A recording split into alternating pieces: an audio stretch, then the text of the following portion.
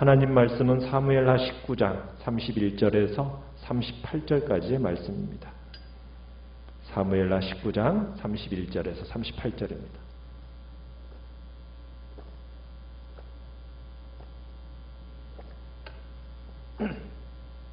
사무엘하 19장 31절에서 39절까지 읽겠습니다. 31절입니다. 길르앗 사람 바르실레가 왕이 요단을 건너가게 하려고 로글림에서 내려와 함께 요단에 이르니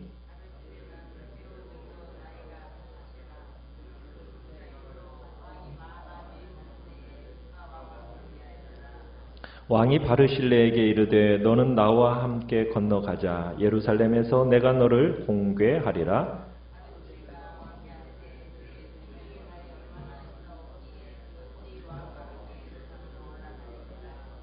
내 나이가 이제 80세라 어떻게 좋고 흉한 것을 분간할 수 있사오며 음식의 맛을 알 수 있사오리이까. 이 종이 어떻게 다시 노래하는 남자나 여인의 소리를 알아들을 수 있사오리이까. 어찌하여 종이 내 주 왕께 아직도 누를 끼치리이까.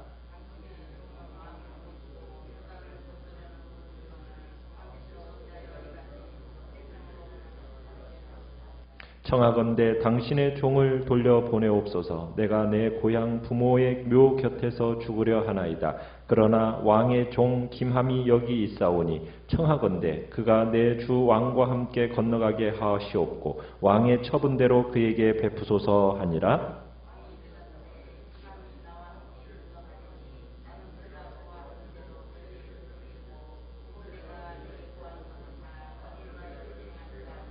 같이 읽습니다. 백성이 다 요단을 건너매 왕도 건너가서 왕이 바르실레에게 입을 맞추고 그에게 복을 비니 그가 자기 곳으로 돌아가니라. 아멘.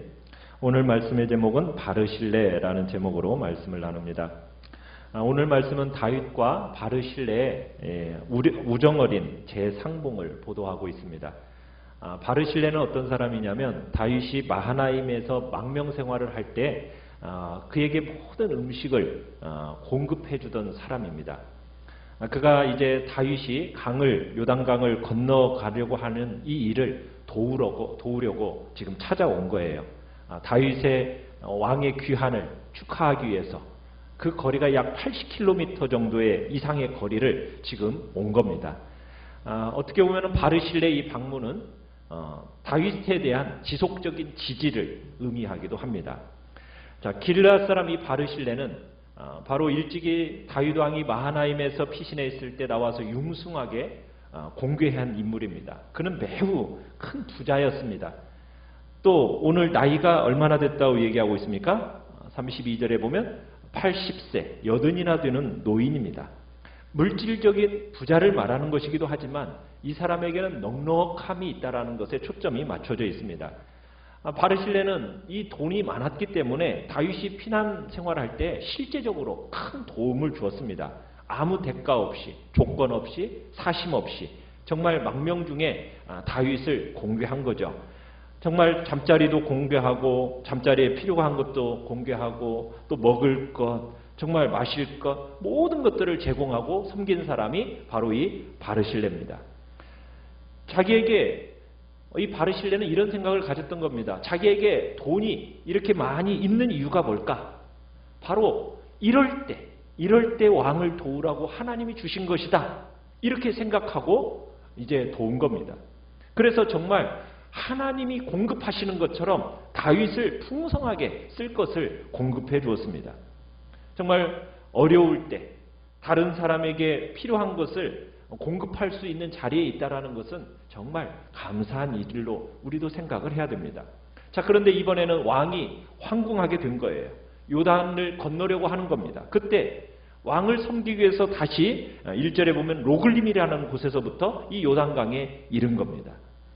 다윗도 은혜를 아는 사람이에요. 자신이 이제 바르실레로부터 후한 대접을 받은 것처럼 자기도 이제 후하게 대접하고 싶어 하는 겁니다. 갚고 싶어 하는 거예요. 그래서 이제 다윗이 이제 그런 형편에 놓였기 때문에 이제 바르실레에게 은혜를 보답하기 위해서 어떻게 지금 무엇을 요구하고 있습니까? 33절에 보니까 강을 건너서 예루살렘으로 가자. 지금 초청하고 있는 겁니다. 그럼 내가 거기서 너를 잘 대접해 주겠다. 내가 너를 모시겠다. 그러니 너는 나와 함께 가자. 예루살렘에서 너를 공개하겠다. 그러면서 바르실레가 어떻게 보면은 1등급 공신이라는 것을 지금 이제 인정하면서 그를 데리고 가려고 합니다. 자, 그런데 바르실레는 우리가 앞에서 보았던 시므이나 시바 이런 사람과는 전혀 다른 인물이었습니다. 그러니까 바르실레는 진짜 정직하고 순전한 사람이요, 양선한 사람이요, 또 충성스러운 사람이었다라는 것을 우리가 보게 돼요.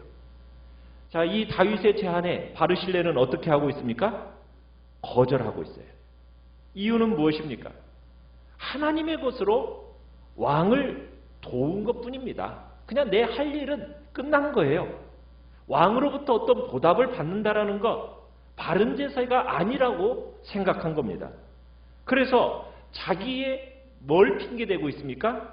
나이를 핑계대고 있어요. 내 나이가 80입니다. 이 나이에 저 아무 욕심 없습니다. 오르고 싶은 것도 없고 갖고 싶은 것도 없고 쓰다 달다 하는 구분도 저에게는 별 의미가 없습니다. 왕에게 제가 누가 되지 않을까? 정말 폐가 끼치지는 않을까? 그러니 저는 싫습니다. 그냥 혼자 가십시오 하고 그 상을 거절을 합니다. 그러니까 나이가 들어서 좋고 흉한 것도 분간하지 못하고 음식 맛도 모르는데 가서 무슨 소용이 있겠느냐는 거예요. 또 나이도 많으니 왕을 모실 수도 없고 왕이 내리시는 뭐 부귀영화 그런 것 누릴 여력도 없습니다. 오히려 왕에게 누를 끼칠 뿐이니까 차라리 저는 고향에 가서 살겠습니다. 지금 이렇게 얘기하는 겁니다. 그러면서 저는 단지 왕을 모시고 요단을 건너려는 것뿐입니다. 왕께서 주실 큰 상 저한테는 과분한 겁니다. 그러면서 그날 자리에 있었던 것은 단지 작별 인사를 하기 위해서 온 것뿐이라는 것을 이제 얘기하는 겁니다. 정말 이날 다윗 일행은 바르실레가 그 가운데 있었다라는 것은 순수한 축복이었던 거예요. 다윗을 축복하기 위해서, 그리고 다윗으로부터 축복을 받기 위해서 그저 함께 있었던 것뿐인 거죠. 뭔가 대가를 바라고 그 자리에 있었던 건 아닙니다. 참으로 의롭고 아름다운 사람이 아닐 수가 없는 겁니다.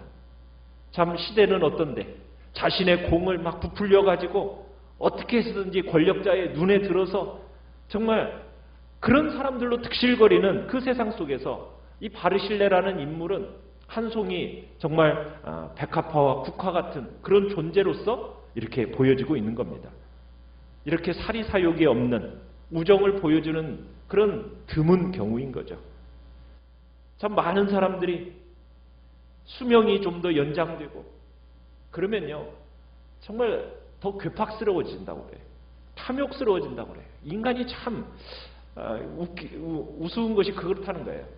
이 나이가 들고 가까워지면은 그냥 다 내려놓는 게 아니라 더 주려고 하는 모습이 있다라는 거예요. 참 그게 이제 인간의 모습인 거죠. 그러나 바르실레는 나이가 들매 따라서 부와의 어떤 조화를 이루는 정말 순수한 상태로 보여지고 있음을 우리는 보게 됩니다. 다른 사람을 자유롭게 하기 위해서 자신의 그 욕망과 욕구로부터 자유가 필요한 겁니다. 바로 바르실레는 그런 모습을 우리에게 보여주고 있는 거예요. 바르실레는 그렇게 거절하다가 마지막에 37절에 이렇게 얘기를 합니다. 돌려보내달라고 얘기하고 그러면서 자기 옆에 누구를 추천하고 있습니까? 김함이라는 사람을 옆에 추천을 하고 있습니다. 자기는 돌려보내달라고 그냥 고향 부모 묘 곁에서 죽을 테니 그냥 돌아가겠다고 해주고 내 주와 함께 이 김함이라는 사람을 왕의 처분대로 그에게 은혜를 베풀어 달라고 얘기를 합니다. 이 김함이라는 사람은 아마 바르실레의 아들이었을 것으로 추측을 합니다. 그러니까 바르실레는 이제 훌륭한 사람 밑에 있으면서 훌륭한 사람으로 자라갈 거라는 기대 속에 이제 김함을 다윗에게 맡기면서 영적으로 어떤 좋은 가르침을 해달라고 지금 맡기게 되는 겁니다. 그러면서 이 김함이 이 바르실레 어떻게 보면은 다윗 집안 사람이 되기를 바라는 거예요. 무슨 얘기냐면 영적인 관계가 맺어지기를 원하는 겁니다. 영적으로. 지금 바르실레의 요청대로 이제 왕이 기쁨 가운데 기맘을 맞이하게 돼요. 그러면서 부탁할 일이 있으면 언제든지 연락하라고 하고 이제 약속을 하고선 복을 빌어주고 떠나가는데 훗날 다윗이 죽는 순간에도 솔로몬에게 이 바르실레의 아들들을 잘하라고, 그들에게 잘하라고 당부하고 이제 떠납니다. 그런데 먼 훗날 에레미야 41장 17절에 가보면은 베들레헴에서 이 기맘이라는 사람이 토지를 분배받게 되고 숙소를 경영하는 사람이 돼요. 베들레헴이 어디입니까? 다윗의 고향이죠. 그러니까 다윗이 자기 고향 땅의 한 몫을 바르실레의 아들 김함에게 챙겨준 거예요. 이 고백과 이 인연으로 인해서 김함은 다윗의 집 베들레헴 사람이 됩니다. 그러면서 바르실레와 다윗이 어떻게 연결이 되는 거예요? 영적으로 연결이 되어지는 거예요. 그곳에서 예수 그리스도의 탄생이 나타나게 되고 그 바르실레가 이제 그 가문이 예수 그리스도와의 어떤 끈을 가질 수 있는 영적인 끈으로 이렇게 이어갈 수 있도록 이제 되어진 거죠. 자, 이러면서 사실상 귀환은 마무리가 됩니다. 축복해주고 축복받는 그 바르실레, 다윗의 귀환에 있어서 마지막 이야기에 가장 적합한 인물입니다. 우리가 귀환, 다윗의 예루살렘 귀환 속에서 지금 여러 인물들이 나오고 있지 않습니까? 요단강에 모여서 때를 이룬 사람들 중에는 잡다한 동기와 이익으로 모인 거예요. 위기가 막 발전되면 발전될수록 여러분 자신의 속에 있는 내면이 막 드러나는 시점이거든요.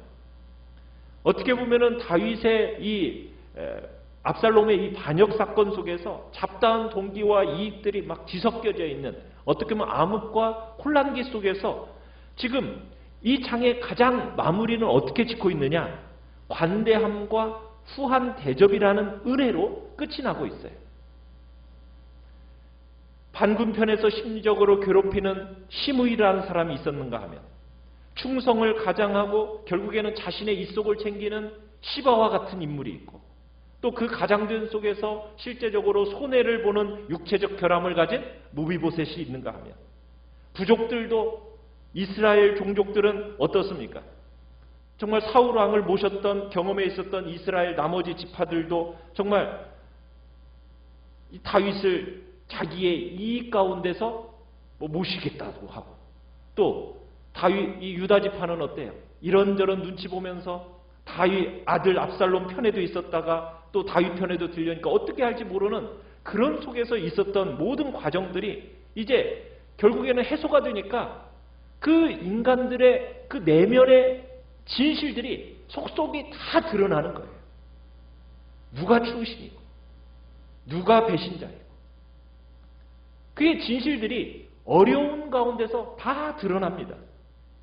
어떤 결정이 지혜로운 행동인지 어떤 것이 어리석은 건지 결국에는 그 속에서 모두 보이게 된 겁니다. 그런데 그 환난과 어려움 속에서 끝까지 충성하는 사람이 있다라는 거예요. 그게 바로 누구였습니까? 바르실레였다는 거예요. 바르실레 같은 인물이 있었다는 거예요. 귀한 길에서 만나는 사람. 이게 지금 어떻게 보면 오늘날 교회 공동체에서 하나님 나라를 만들어가는 중에 얼마든지 만날 수 있는 사람들의 군상입니다. 그러니까 교회 공동체는 매우 다양한 사람들이 섞여 있어요. 많은 일들이 섞여서 돌아가는 겁니다. 그 속에서 우리는 그 모든 사람들을 품어낼 수 있어야 되고 덮고 갈 때도 있어야 됩니다. 때로는 잘라낼 수도 있죠. 여러 가지 복잡한 면이 공존하고 있는 것이 어떻게 보면은 하나님 나라, 교회 공동체라는 것이 바로 이러하다라는 것을 다윗의 이 모습 속에서 우리에게 보여주고 있는 거예요. 하나님의 나라를 지향하는 이 교회 공동체, 그리스도의 몸된 공동체, 정말 삐그덕삐그덕거리면서 소리를 내더라도 결국에는 우리의 지향점, 목표는 어떤 고백으로 향해 나가야 되느냐? 바로 바르실레와 같은 고백을 향해서 나아간다는 거예요.